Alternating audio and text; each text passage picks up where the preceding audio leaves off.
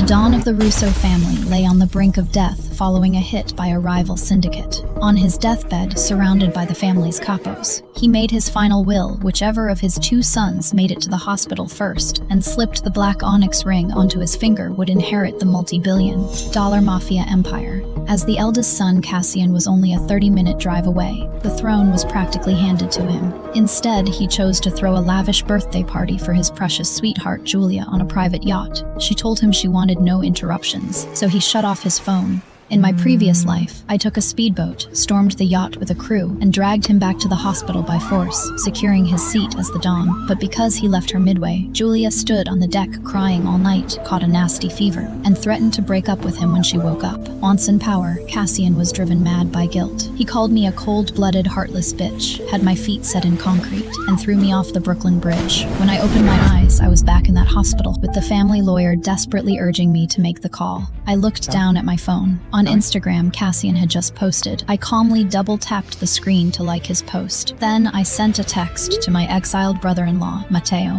Valerie, what are you zoning out for? Call Cassian now. The Don gave his word. Whoever gets that black onyx ring on their finger before he takes his last breath rules the Russo family. It is a 30-minute drive. If Cassian leaves right now, this billion-dollar empire is his. I masked the cold hatred in my eyes. In front of a room full of capos and doctors, I dialed Cassian's number. It rang for a long, long time. Just as the lawyer started sweating, the call finally connected. Valerie, are you out of your mind? How many times do I have to tell you? It is Julia's birthday, and I am staying with her. Your father was shot. They are trying to save him in the hospital. Cassian, are you going to leave me again? Valerie, it is my birthday. I just want him for one night. You really don't need to make up such twisted lies. Do I have to get on my knees and beg you to let him stay a little longer? Don't be scared, Julia. I'm not leaving. I'm not going anywhere. Did you hear that? It is just one night. Can you drop the jealous wife routine for one? Hearing this, the lawyer's veins popped on his forehead. He snatched the phone. Cassian, it is the family lawyer.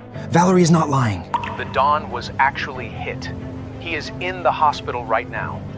You need to get here in 30 minutes because the Don said... Oh, the family lawyer, huh? An arrogant male voice suddenly cut in. It was Jax, Cassian's lackey and Julia's younger brother. Jax laughed mockingly through the speaker. Valerie, you really pulled out all the stops today, hiring actors and everything. Too bad you miscalculated. I got a buddy on the payroll in that precinct. He said the streets are dead quiet tonight. No hits, no nothing. Valerie is just a jealous bitch paying actors to put on a show so you will go crawling back to her. Valerie, using my father's life for a cheap stunt. You disgust me. Is this the eldest son? How could he be this stupid? Valerie, you fucking curse! In my past life, I was too panicked to react and took the hit. This time, I was ready. I sneered and took a step back. Where is he? Where is Cassian? If Cassius doesn't make it back, if the family falls into someone else's hands, I will sell you to the brothels myself! Useless trash! You can't even get your own man to come back. If Cassian loses his inheritance, we will skin you alive! I knew why they were losing their minds. Carmela wasn't the Don's legal wife. She started out as a stripper and used her pregnancy to climb the ladder, giving birth to his firstborn, Cassian. Years ago, when the Don's actual wife was heavily pregnant, Carmela showed up at the estate with her baby, spitting such vicious insults that the wife went into premature labor and bled to death on the operating table. The legitimate son, Matteo, who was born without a mother, was treated like a thorn in their side. Cassian and Carmela abused him, beat him, and eventually found an excuse to exile him to Sicily, keeping him far away from the family's core business. Though the Don let Carmela live in the manor, he always thought she was too low class to actually marry. That meant if the Don died and Cassian didn't take the throne, family rules dictated Carmela would be thrown out on the streets. If she goes down, her crew goes down with her. That is why they're all looking sick with worry. Are you deaf? Call his lackey! Tell him to drag Cassian here right now! I looked at her coldly, didn't argue, and obediently dialed Jax's number. Valerie, are you physically incapable of taking a hint? Can't you give it a rest? Stop clinging to the boss like a desperate loser. Honestly, if you were my woman, I would tie you up and beat some sense into you first. Women need to learn to shut up and stay out of family business. His blatant disrespect left everyone in the room stunned. Jax, I don't care if you believe me. The dawn is fading fast. He gave his word between Cassian and Matteo. Whoever puts on the ring first gets the Empire.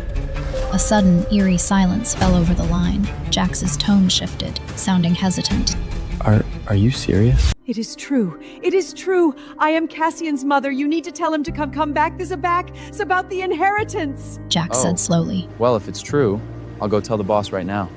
Carmela let out a huge breath of relief. As long as Cassian gets back. A burst of hysterical laughter erupted from the phone. Jax sounded like he just heard the funniest joke in the world. Jesus Christ. Valerie, you really don't know when to quit, do you? I already busted your little scam, and you are still bringing the actors back for a second act? Let me tell you something. The boss said even if the FBI raids this boat tonight, nobody is ruining his alone time with my sister. Your little mind games are useless. If you know what's good for you, get lost. The boss is filing for divorce tomorrow. He is only going to love my sister for the rest of his life. And I am going to be the Don's brother-in-law. As for you, get ready to pack your bags and go beg on the streets. The call hung up mercilessly, slowly turning into sheer horror. I made my eyes well up with tears, looking extremely wrong. I had been married to Cassian for 3 years. To secure his position in the family, I spent countless sleepless nights cooking, hiding his dirty money, and cleaning up his messes. And what did he do? He took the money I made him and bought a $10 million yacht for Julia. Valerie, you already have the title of the Russo family's wife. Julia has nothing. What is wrong with spending some money to make it up to her? He even had the nerve to tell me. All men stray. As long as he comes home to you, why do you care how many girls he keeps on the side? Yeah, exactly.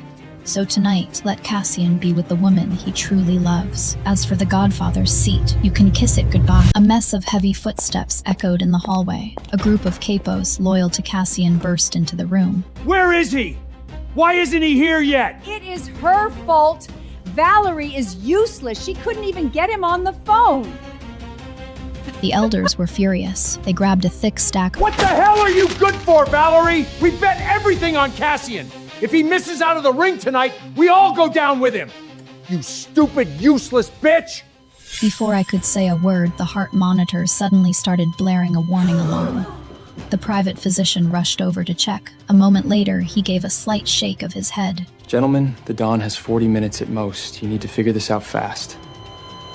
40 minutes, honestly. If Cassian just checked his social media or picked up the phone, a 30-minute drive from the docks was more than enough time. Hope reignited in Carmela's eyes. Her hands shook as she dialed his number.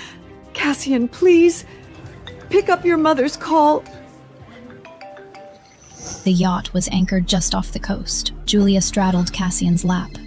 She complained about the ringing phone killing the mood. That ringing is giving me a headache. Cassian, just turn it off or throw it in the ocean. Tonight is my birthday. She lowered her eyelashes. You can only have me in your world. You can only look at me. Can you do that for me? Cassian hesitated for a second, Valerie's words flashing through his mind. But looking at Julia's lustful, dependent eyes, any doubt he had vanished. The old man was tough as nails. He wouldn't just drop dead. All right. As long as my queen is happy, even if the sky falls, you are the only thing I care about. Cassian kissed her hard, then, without a second thought, tossed both phones into the dark sea.